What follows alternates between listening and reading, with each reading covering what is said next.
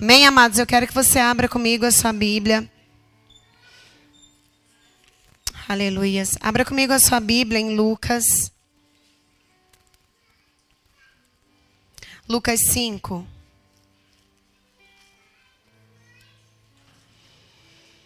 Deus bom, Deus de misericórdia, Deus de graça, Deus que fala, Deus que age. Obrigada por tua bondade, Pai.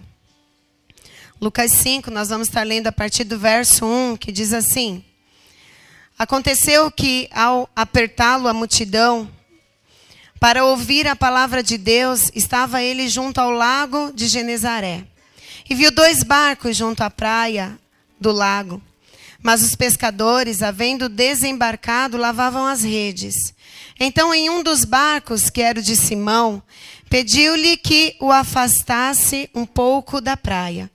E, assentando-se, ensinava do barco as multidões. Quando acabou de falar, disse a Simão: Faze-te ao largo e lançai as vossas redes para pescar.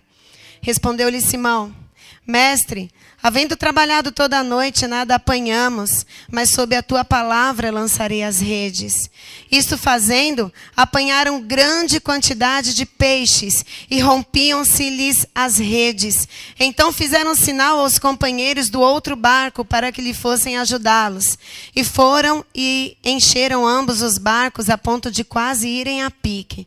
Vendo isto, Simão Pedro prostrou-se aos pés de Jesus, dizendo: Senhor, retira-te de mim, porque eu sou pecador. Pois à vista da pesca que fizeram, a admiração se apoderou dele e de todos os seus companheiros, bem como de Tiago e João, filhos de Zebedeu, que eram seus sócios. Disse Jesus a Simão: Não temas, doravante será pescador de homens. E arrastando eles os barcos sobre a praia, deixando tudo, o seguiram. Amém? Queridos, nós temos aqui o relato do chamado de um dos homens que tiveram uma das histórias mais marcantes aqui na Bíblia. Qual de nós aqui, mesmo antes de começarmos a frequentar uma igreja, já não ouvimos falar a respeito do apóstolo Pedro? Talvez os 3 mais conhecidos entre todos os apóstolos são o apóstolo Pedro, o apóstolo João e depois o apóstolo Paulo, né? Que foi um apóstolo que foi chamado depois dos 12. Mas aqui nós vemos um relato assim, tão significante, tão forte, tão tremendo. Então quero que vocês imaginem isso: homens que estavam acostumados a pescar, homens que conheciam o mar, homens que conheciam a respeito do tempo, e eles sabiam o dia, o momento apropriado para pescar. E aí o relato desse homem que tinha uma companhia de pesca, porque como nós vemos aqui no verso 10, até sócio eles tinham. Então nós vemos aqui homens que sabiam, entendiam da coisa, homens que sabiam como trabalhar, homens que sabiam o dia apropriado para a pesca. Mas de repente, num dia em que talvez eles tivessem saído até com bastante expectativa, eles se depararam com um dia em que eles não conseguiram pescar nada. Mas de uma forma sobrenatural e gloriosa, eu sempre digo o seguinte: nós não temos ideia do que pode nos acontecer amanhã. Mas o que nós sabemos é que nós servimos um Deus que pode nos surpreender numa segunda-feira, da mesma forma que Ele pode nos surpreender numa vigília. Um Deus que pode nos surpreender numa simples quarta-feira chuvosa, da mesma forma como Ele pode nos surpreender num retiro. Nós fazemos grandes expectativas para determinados eventos. Mas Deus é um Deus que pode te acordar essa madrugada e fazer dessa madrugada a madrugada mais sobrenatural da sua vida. Você crê nisso? Então, num dia qualquer de trabalho, num dia comum de trabalho, o Senhor Jesus decidiu tomar emprestado o barco daqueles homens, porque a multidão estava apertando eles demais. E aí Deus olhou e disse assim: Jesus olhou e disse assim: você empresta um pouquinho o seu barco? E aí o barco se afastou um pouquinho, e eu fico imaginando agora Pedro ali naquela função de diácono, né? Naquela função de agora, assim, bom, a igreja agora é esse barquinho, então deixa eu afastar um pouquinho, agora eu vou servir o Senhor Jesus. Tá bom aqui, Senhor Jesus? O que é que vai um pouquinho mais para lá? E Pedro pôde ouvir um sermão de camarote. Pedro pôde ouvir bem de pertinho um sermão de Jesus de uma forma muito especial. E eu tenho certeza que enquanto Pedro ouvia aquilo, o coração dele queimava. Enquanto Pedro ouvia aquilo, na cabeça de Pedro ficava assim: puxa vida, eu nunca vi alguém falando com tanta autoridade. Puxa vida, o que é que está acontecendo aqui no meu coração que está borbulhando? Que palavras são essas que esse homem está dizendo que meu coração está queimando? Que palavras são essas que esse homem está falando que no meu coração está gritando? E aí de repente, depois de proferir as suas palavras, Jesus olha para Pedro e diz assim para ele: lança a rede. Talvez por um milésimo de segundo, Pedro pode ter pensado: ele pode entender de pregação, mas de pesca quem entende sou eu. Senhor Jesus, deixa eu dizer uma coisa para o Senhor. E agora, conjecturando e falando com as minhas palavras, acrescentando um pouquinho mais, né? É como se Pedro quisesse dizer para ele assim: olha, muito boa a sua pregação. Você entende bastante sobre todos os escritos dos judeus. Você entende bastante sobre várias coisas. Meu coração está aqui pulsando. Mas eu posso te dizer uma coisa, Senhor Jesus? Eu entendo de pesca. Sabe, eu já venho de uma família de pescadores, eu tenho uma empresa muito grande, tenho até alguns sócios. E eu quero te dizer uma coisa: eu já tentei pescar a madrugada inteira. O mar não tapa peixe.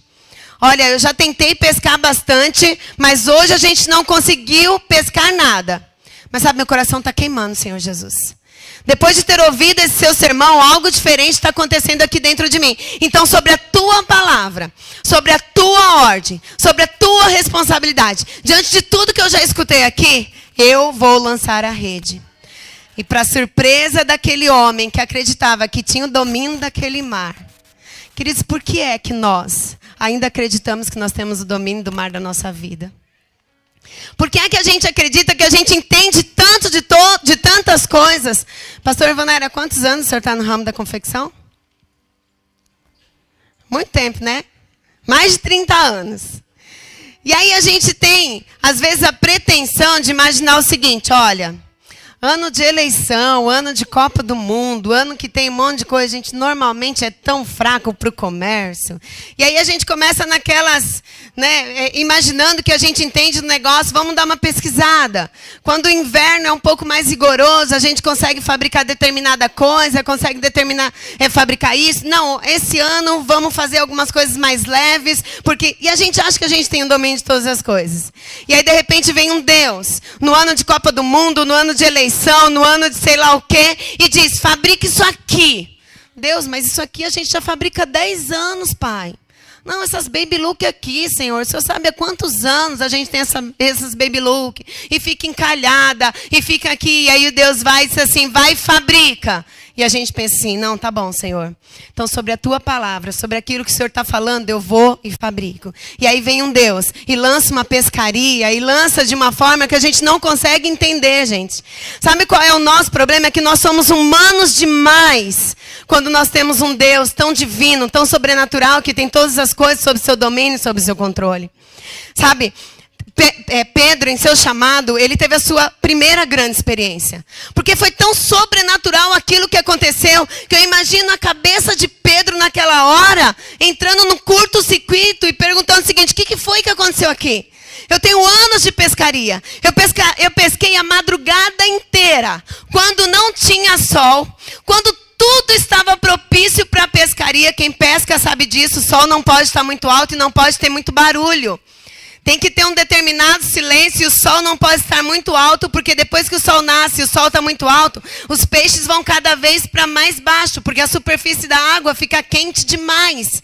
Então, todas as circunstâncias diziam que não tinha como pescar, porque eles tinham acabado de vir de uma circunstância muito boa para a pesca e não teve pesca. Agora você imagina o cenário: o sol já estava de certa forma alto, a multidão estava lá perto, talvez uns aplaudiam, não sei como que era essa pescaria, ou como era aquela multidão, mas o judeu, ele tem uma fama de um povo muito barulhento. Se você quiser saber disso, pesquisa as festas judaicas, e eles eram um povo assim muito barulhento. Então não sei o burburinho que estava ali em toda aquela situação nas proximidades daquele mar, mas todas as circunstâncias diziam: não vai ter peixe. E então Pedro, diante de todas as circunstâncias, de ter tentado pescar a madrugada inteira diante da palavra de Jesus, vê aquelas redes se rompendo e começa a chamar os seus amigos, começa a chamar os seus sócios, começa a chamar aqueles outros barcos que estavam próximos para ajudar. E a narrativa diz que o barco quase afundou de tanto peixe. Nessa hora, Pedro disse: eu estou diante de alguém sobrenatural. Eu não estou diante de alguém humano, porque o que está acontecendo aqui não tem lógica e não tem explicação. Pedro se dobra diante de Jesus e diz: Senhor Jesus, sai do meu barco, porque eu não sou digno de te receber, porque eu sou pecador. Então Jesus olha para ele e diz para ele assim: Pedro, a partir de hoje você nunca mais será o mesmo. A partir de hoje eu te farei pescadores de almas. Queridos, nós vemos esse homem, essa narrativa também nos chama tanto a atenção, o impacto que houve no coração desse homem. Porque às vezes a gente lê de uma forma tão superficial e a gente passa batido. Mas quando diz aqui o seguinte: e Pedro largou tudo e seguiu a Jesus. É mais ou menos como o irmão Antônio Rosa ministrou aqui nessa noite. Largou tudo e foi para a África. Largou tudo e foi para o Nepal. Largou tudo e foi para os países muçulmanos. Pedro largou tudo e foi, e ele só caminhou, ele não sabia o que esperava. Pedro simplesmente largou tudo, mas diante daquela experiência tão sobrenatural de conversão, Pedro sabia que ele podia estar disposto a passar fome e passar necessidade. Pedro largou a sua empresa.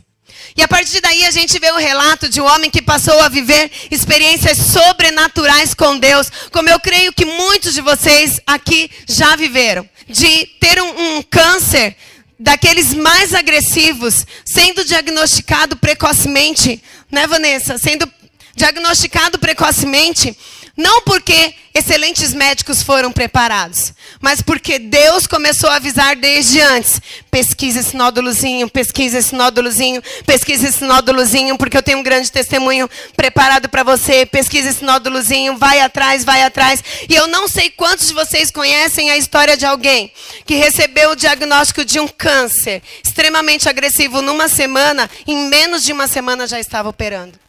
Normalmente o que a gente ouve são filas e filas de espera. Normalmente o que a gente ouve são semanas, meses de vários exames e você esperando. Mas o dono desse mar também é o nosso dono. Também é o dono que prepara todas as coisas. Mas Jane, ele não podia simplesmente curar? Claro!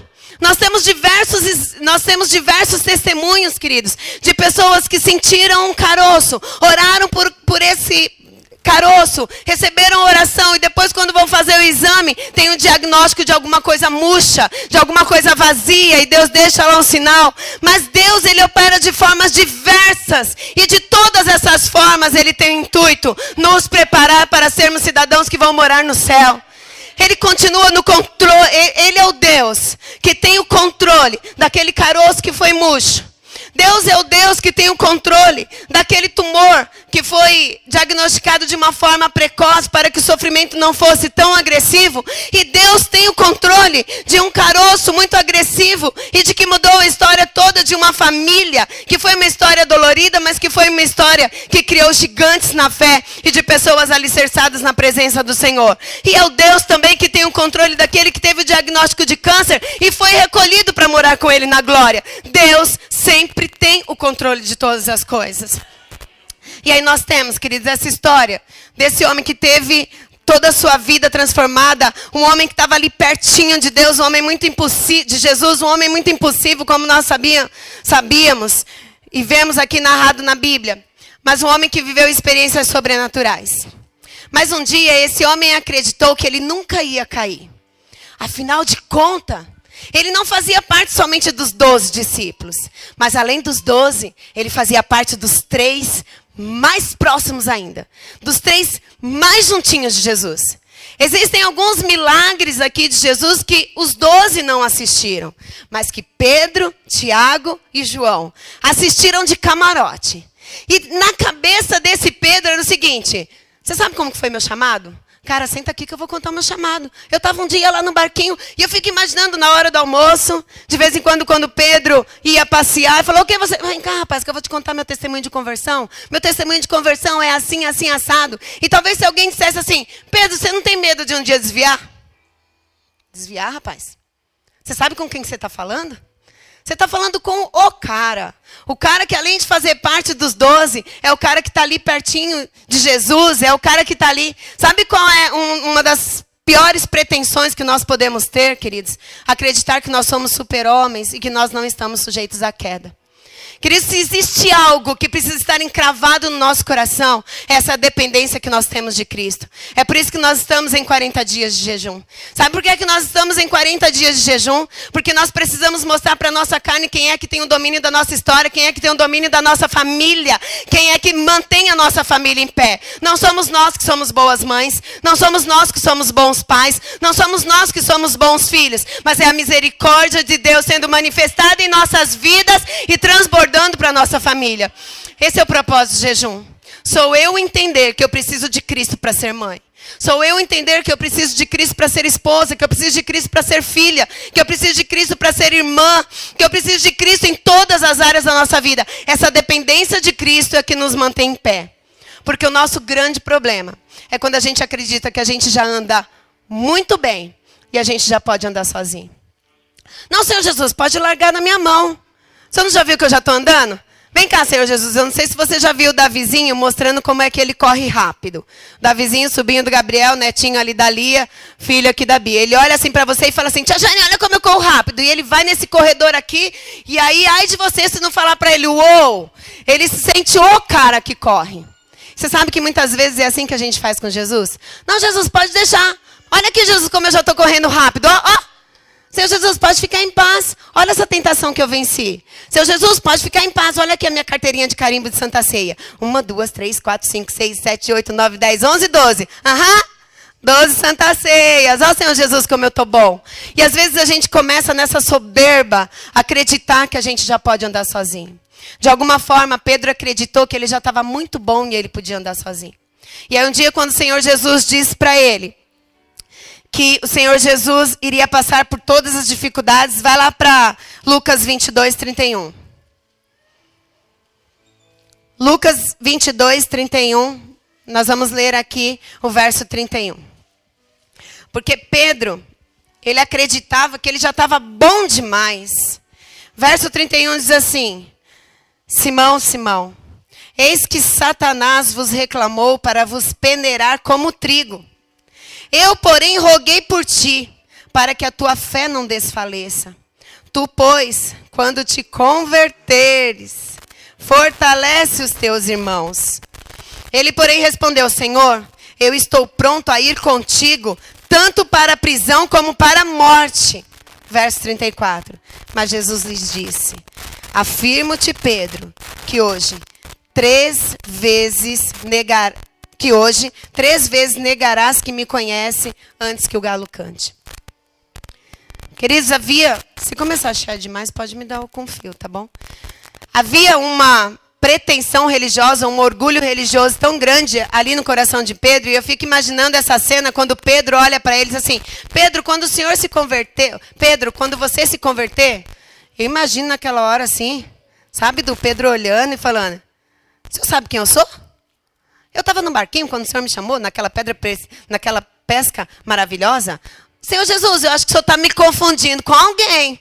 Eu acho que o Senhor está me confundindo com aquele irmãozinho que perde Santa Ceia à toa. Eu acho que o Senhor está me confundindo com aquele irmãozinho que vai na igreja. Eu sou Pedro. Senhor Jesus, vai para cá. Eu sou Pedro. Olha, pelo Senhor eu sou preso, pelo Senhor eu mato, pelo Senhor eu morro, pelo Senhor... Presta atenção, Senhor Jesus, com quem que o Senhor está falando. E Jesus mais uma vez olhou e disse assim: Pedro, antes que o galo cante, 3 vezes você vai me negar. Queridos, talvez isso tenha sido um choque para Pedro. Mas ali, ainda assim, depois de algumas horas, aquela profecia se cumpriu. E eu quero que agora você vá para Marcos 16. Eu quero que você vá para Marcos 16. E você sabe que essa narrativa da traição de Pedro foi justamente a narrativa que faz parte da conversão do Augusto Cury. Augusto Cury, eu acredito que a maioria de vocês conheçam, é um psicólogo, psiquiatra, um dos escritores mais famosos do nosso país. Ele conta que ele era um ateu convicto E que um belo dia ele teve a ideia, ele acreditava que a ideia era dele, mas já era o Espírito Santo agindo. Ele resolveu estudar as mentes mais brilhantes da história. Então ele escolheu alguns grandes homens para estudar algumas grandes mentes brilhantes. E dentre essas mentes brilhantes de homens que revolucionaram a história, ele teve a brilhante ideia de estudar a mente de Cristo, a mente de Jesus. Enquanto ele estudava a mente de Jesus, ele fala do relato dessa história da traição de Pedro. E quando a narrativa fala que mesmo depois de Pedro ter traído Jesus, Jesus olha para Pedro. E Pedro, naquele momento, o coração dele foi tão contristado, o coração dele foi tão moído. E a Bíblia diz assim que Pedro, ele chorou amargamente. Eu acredito, queridos, de verdade em meu coração, que o processo da conversão de Pedro começou ali no barquinho, no chamado. Mas a conversão genuína de Pedro aconteceu nesse momento em que o coração dele foi rasgado por completo. A máscara do coração de Pedro, ela foi assim, completamente arrancada. E aquele olhar de amor, não olhar de acusação, mas aquele olhar de misericórdia, aquele olhar de amor de Jesus, é como se olhasse para ele e dissesse assim: agora sim, Pedro, você está preparado. Agora sim, Pedro, seu coração é uma terra fértil para eu fazer o que eu estava disposto a fazer desde aquele dia em que eu te chamei naquele barquinho. E aí a gente vê no Evangelho de Marcos o relato da ressurreição de Jesus. Olha aí a partir do verso 1. Passado o sábado, Maria Madalena, Maria, mãe de Tiago e Salomé, compraram aromas para irem embalsamá-lo. E muito cedo, no primeiro dia da semana, ao despontar do sol, foram ao túmulo. Diziam umas às outras: quem nos removerá a pedra da entrada do túmulo? E olhando, viram que a pedra já estava removida, pois era muito grande. Entrando no túmulo, viram um jovem assentado ao lado direito, vestido de branco, e ficaram surpreendidas e atemorizadas. Olha o verso 6. Ele, porém, lhes disse: não vos atemorizeis. Buscai a Jesus, o Nazareno, que foi crucificado. Ele ressuscitou, não está mais aqui. Vede o lugar onde o tinham posto. Mas ide, dizei aos discípulos e a quem? Dizei aos discípulos e a quem? Que ele vai adiante de vós para a Galileia. Lá o vereis como ele vos diz. Queridos, por várias vezes vocês já escutaram eu dizer que um dos meus maiores sonhos, dos meus maiores desejos todos os dias quando eu acordo, não é ser assunto aqui na terra, mas é ser assunto lá no céu. Pedro já era famoso no céu. Porque esse anjo, quando ele estava sentado, ele disse o seguinte: olha, vão mulheres, avisem a todos, e avisa Pedro. Avisa Pedro, porque Pedro é o cara que está com o coração quebrantado, que está com o coração moído, que está com o coração esmiuçado. E é aquele que o Senhor Jesus não desistiu dele. O mesmo chamado que existia lá naquele barquinho continua de pé. E aí quando essas mulheres voltam, e eu quero que você vá agora para João 21, para a gente encerrar. Você vai ver esse Jesus. E o tema dessa mensagem é justamente isso. Um Deus que não desiste de nós. Um Deus que não desiste de nós. Um Deus que não desiste do Boy, um Deus que não desiste da Renata, um Deus que não desiste do Júnior, um Deus que não desiste da Paula, um Deus que não desiste de nós. É o mesmo Deus que não desistiu de Pedro. Por que é que a gente acha que Deus vai desistir da gente? O que é que vai nos separar do amor de Deus? Será a angústia? Será a espada? Serão as nossas escolhas erradas? Deixa eu dizer uma coisa para vocês. As escolhas erradas que nós fazemos, ela nos traz um preço muito alto. Pedro pagou um preço muito alto. Porque eu fico imaginando esses dias desse cara. Gente, eu fico imaginando de verdade, eu fico imaginando um Pedro que não conseguia mais dormir. Eu fico imaginando um Pedro que não conseguia mais deitar a cabeça no travesseiro e dormir. Eu fico imaginando um Pedro que fechava os olhos e via aquele olhar de Jesus. Eu fico imaginando um Pedro que fechava os olhos e escutava um galo cantar. Eu fico imaginando um Pedro que quando saía e quando chegava, ficava moído, moendo e remoendo todas essas atitudes. E pensando assim: o que foi que eu fiz? Eu fico imaginando um Pedro que de certa forma sentia até um ciúme de João. E dizia, por que é que eu não fui igual ele? Por que é que eu não permaneci firme igual ele? Olha lá, eu desisti. Olha lá, olha o que eu fiz. E talvez ele até pensasse, não tem mais jeito para mim. E a hora que essas mulheres voltaram contando a história de que Jesus havia ressuscitado e contando para eles também, em um impulso, Pedro saiu correndo em direção ao sepulcro, João saiu correndo também, e havia um anseio no coração daquele homem. A hora que ele entrou ali naquele sepulcro e ele viu que o corpo de Jesus não estava lá, eu fico imaginando aquela cabeça daquele homem pensando, meu Deus, ele ressuscitou. E aquele misto de sentimentos, sabe?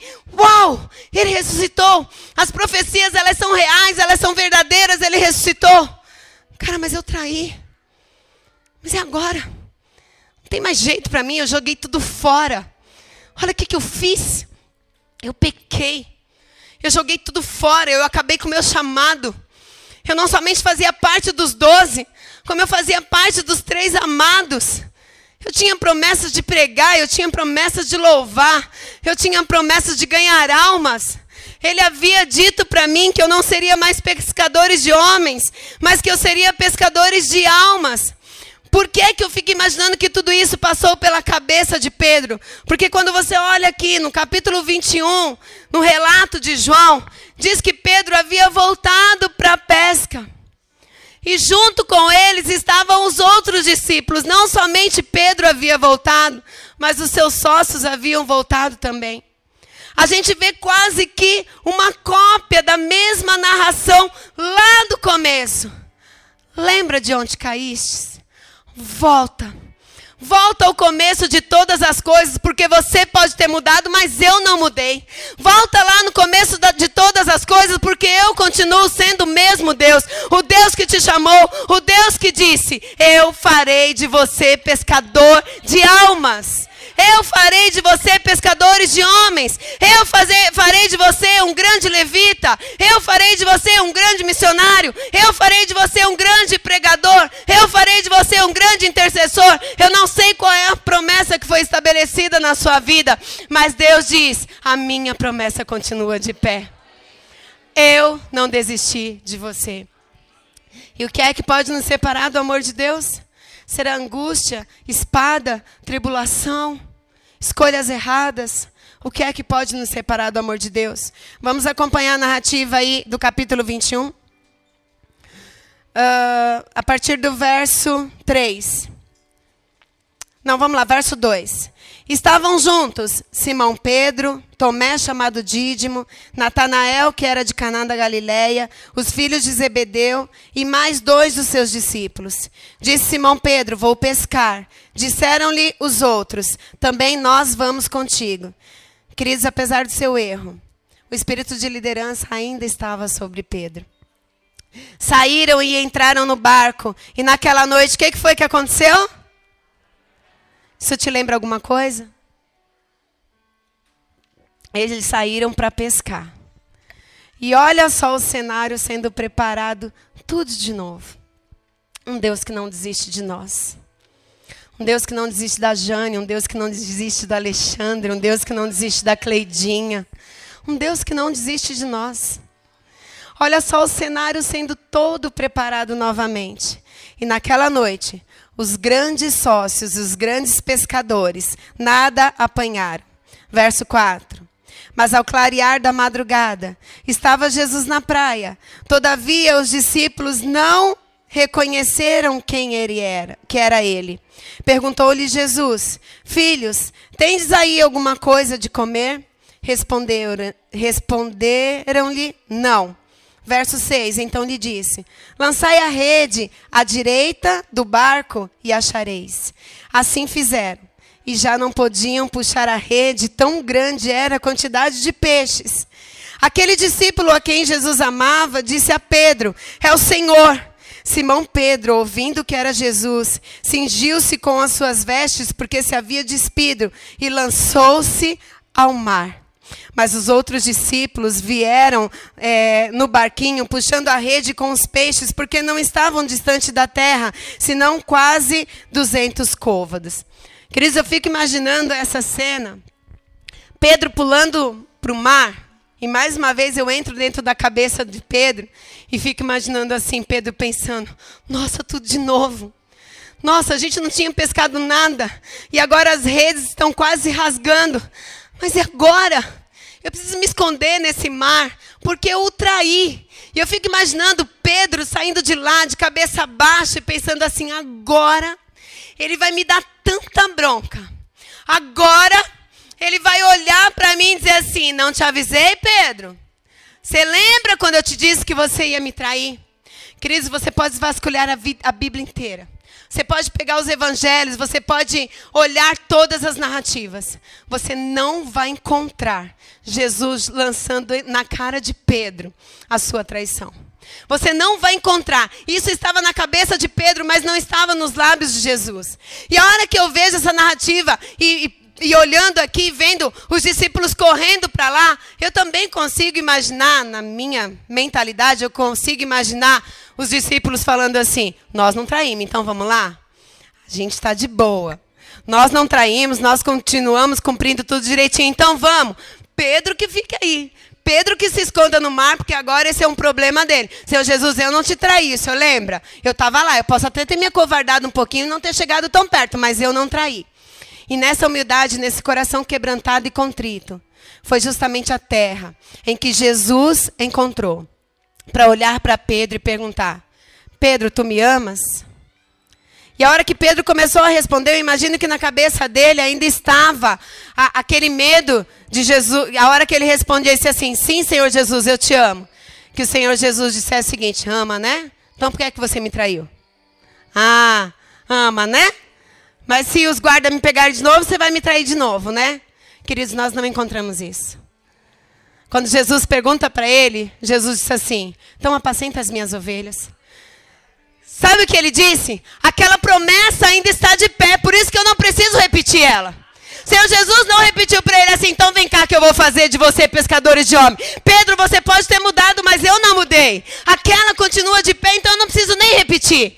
Pedro, eu vou fazer de você pescadores de homens. E além disso, eu quero que você apacente esses homens. Não só pescadores de homens, mas eu quero que você vá além e que você apacente esses homens. Queridos, Deus ele não muda. O chamado que havia nas nossas vidas, ela continua de pé. E eu quero que você se coloque de pé nesse momento. E eu quero que você sonde exatamente o teu coração. Porque o Senhor Jesus, ele nos traz uma lição com tudo isso, dizendo o seguinte. Lembra lá onde foi que você pensou em desistir? Lembra lá onde foi que você vendeu o seu ministério por um prato de lentilha? Lembra lá onde foi que as coisas desse mundo elas se tornaram mais atraentes para você do que o chamado que eu tenho na sua vida? Lembra lá onde foi que você negociou? Não porque eu quero jogar na tua cara, mas porque eu quero te lembrar que eu continuo sendo Deus e meu chamado na tua vida continua a mesma. Eu quero chamar os levitas para que venham aqui. E eu quero que você medite justamente mais uma vez na letra dessa música, dessa canção. E eu quero que você pense justamente o seguinte. As águas elas podem ser turbulosas, turbulentas. As situações elas podem ser difíceis a ponto de, na nossa humanidade, na nossa religiosidade, na nossa hipocrisia, sabe, naquela máscara de religião que a gente coloca, nós sabemos que muitas vezes nós estamos distantes de Deus. Mas o que o Senhor vem nos lembrar é o seguinte, se você perdeu o controle, lembre-se que eu não perdi. Lembre-se que eu não perdi. E aquilo que você acha que é um desvio de rota, na verdade sou eu te colocando de novo no prumo. Sou eu te chamando de volta para aquilo que eu tenho na sua vida. Para restabelecer os meus projetos, meus sonhos, meus planos na sua vida. Porque a natureza está gritando que a minha volta, ela está muito próxima. Queridos, a volta de Jesus, ela está mais perto do que nunca. Sabe, esses dias eu ouvi uma frase que dizia o seguinte... Não foi mais um... Ai, meu Deus, espera lá. Não é mais um dia que vem. Não é mais um dia que está chegando. Mas é mais um dia que se passou. Ou seja, Mais um dia se passou e nós não viveremos ele novamente. Nós estamos cada vez mais perto da volta de Cristo. Nós estamos cada vez mais perto desse retorno de Cristo. E nada pode nos roubá-lo da presença dele. Nem aquela sua falha, nem aquela sua falta. Claro que é muito melhor, é muito tremendo. Nós temos a nossa história marcadas pela obediência e não pelas cabeçadas que a gente dá. Porque a cabeçada, ela dói. Ela nos faz perder noites de sono. Mas o que o Senhor Jesus vem nos lembrar nessa noite é, mesmo com tua cabeça latejando e doendo, eu continuo sendo Deus na sua vida. E o meu chamado continua de pé.